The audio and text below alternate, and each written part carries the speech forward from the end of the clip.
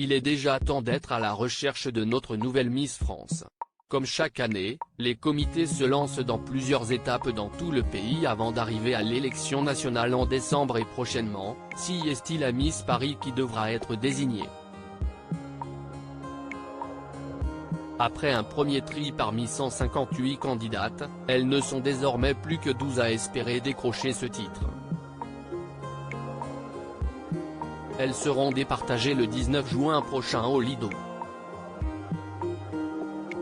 Et la future ambassadrice de la capitale pourrait bien rentrer dans l'histoire s'il s'agit d'Andrea Furet.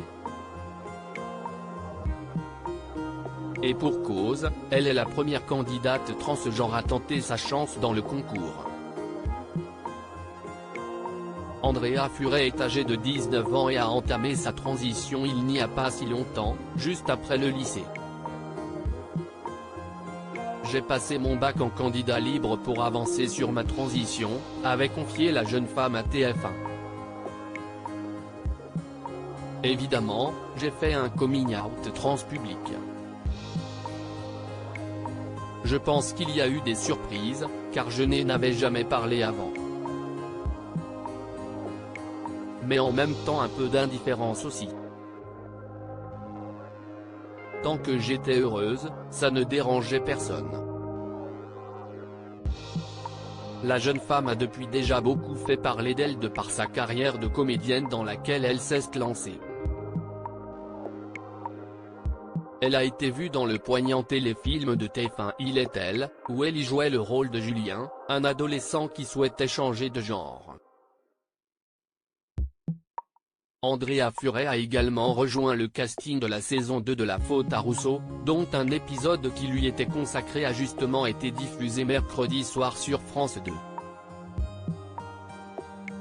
Si elle remporte le titre de Miss Paris, Andrea Furet aura rendez-vous dans plusieurs mois pour l'élection Miss Île-de-France, dernière étape avant la cérémonie Miss France.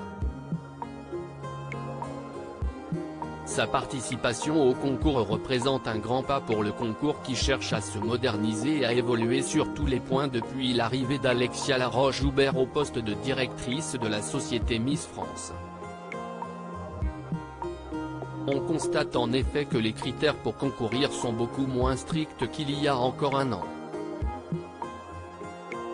Le comité Miss France a fait évoluer le règlement. Il n'est plus nécessaire de ne pas être marié.